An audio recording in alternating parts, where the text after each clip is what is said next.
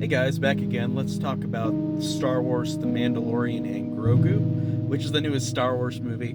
And I have loved Star Wars all my life. Ever since I was a kid. The prequels came out right whenever I was a kid. The original trilogy I watched as a kid. I've seen every new movie in the theater. I think I've actually seen every movie from the prequels on in the theater, besides the original trilogy, of course. And I was excited from the Mandalorian and Grogu because the Mandalorian show was kind of a shocker, like in terms of how popular it got on Disney Plus. And I really thought that the series was good. I thought the series is solid. I think it's got some good elements to it and it's entertaining. And Baby Grogu Baby Grogu is one of the best things that's come out of Star Wars in a while in terms of cuteness. But like I said, as a Star Wars fan, I really like all the movies. And in certain ways, there's some I like less than others. But I think that it's a fun franchise, and I really enjoy it. Like I said, 'cause I've grown up with it. So, like I said, the series was good, and going into this, I didn't really know what to think. I was ready for it because I did like the series.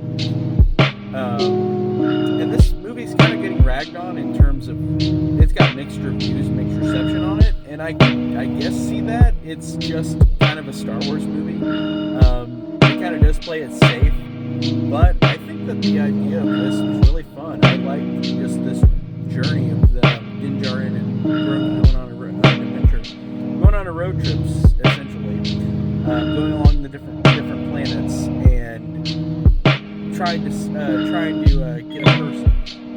So it's cool that you have this just the show, but in movie form. So it's essentially that, and there's an argument that it could be just on Disney Plus, which I understand. I get it completely, but I still thought this was entertaining. I still thought this was fun. I thought that the chemistry between Din Djarin and Grogu is really good. I think that they both have great chemistry, and I really like their characters.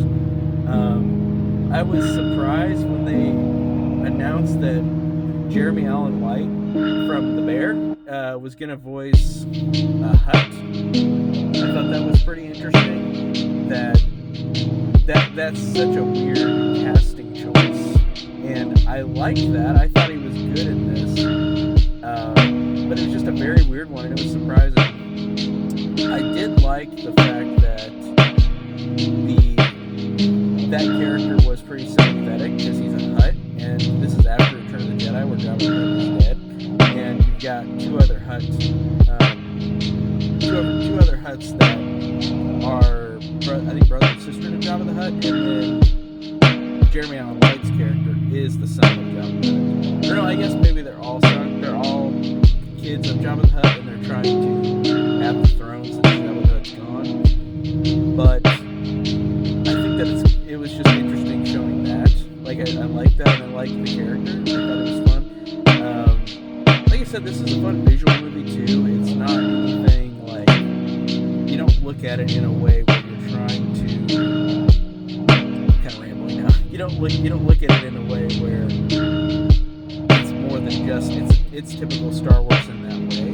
But I enjoyed that, and I think that was really entertaining, and I just thought the movie was fun. I guess that's all I could really say. It was fun and enjoyable.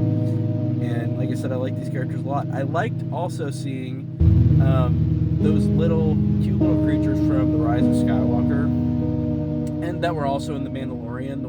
The ones that say, "Hey, make," like the little ones with the big eyes, and they got big hands, and they look like something straight out of like the '80s puppetry, like old Star Wars. And they got such cute voices. There's like 4 of them in this, so it's even cuter, and I think that's hilarious. And they get along with Grogu, which again, 2 different cutesy looking characters that to me just I fell in love with right away. I was like, damn, I love these characters because they're just so adorable. And Star Wars always has adorable characters in it, but these ones I really liked. And they're in it enough, like they have a plot, but the plot isn't like overbearing. It's just this movie is called The Mandalorian and Grogu. It's not just going to be about Grogu or the Mandalorian. And I like that seeing those characters together just worked good for me. I enjoyed it. What else is there? Oh, I like that they had elements that you see in the Star Wars expanded lore in the movies and shows, but I like that they had an emphasis on the prequel stuff in this, like in terms of mechanics and in terms of, this isn't really spoiling anything, but in terms of just seeing more prequel style elements in that time period. And this is right after Return of the Jedi, but I like that you see more elements of the prequel trilogy in terms of just, like I said, mechanical stuff. I thought that was really cool. And you did see that in The Mandalorian, so it's not like they weren't in that show either, but this just did a good job of using all the mechanics of the Star Wars universe and kind of blend them together. Um, and I thought it was cool too. Side note, it was also cool to see Sigourney Weaver in this. I thought that it was. I like her a lot in movies, and I think that it's cool. She's in another sci-fi thing. Um, her character is pretty simple, just a hard-edged like leader, talking to Jin about, you've got to do this mission. No bullshit here. Like, she's just a straight, like the straight man. Like, she doesn't have anything where she's not trying to be anything more than just really serious about her job, and I think that's fine. I liked her in the role. But yeah, I thought that she was cool, and I thought it was cool seeing her. I thought it was, like I said, funny seeing Jeremy Allen White as Rat of the Hutt, seeing him as a Hutt character, a full CGI character. But that was funny, just funny casting, because like I said, I love the bear, and he's great in that. I also liked seeing Zeb. I think his name is Zeb, from Star Wars Rebels, which I haven't seen in a while. And of course, he's been in other Star Wars expanded media, but the Star Wars Rebels was the show he was started in, I believe. So this was fun. I thought it was an entertaining time. Like I said, it has a lot of elements in it that I like as a fan of Star Wars. And like I said, it's getting critically kind of not destroyed, but it's kind of mixed, which a lot of people say it's safe. And that's fine with me. Like, I just enjoyed it for the ride. I thought it was fun. I didn't think very hard about it because I just thought it was a fun time. That's what Star Wars is. I don't really think too hard about Star Wars for the most part, unless it's The Rise of Skywalker, which is one movie where I went out of that movie and I'm like, okay, I get why there's toxic Star Wars fandom, but I don't let that get to me all the time.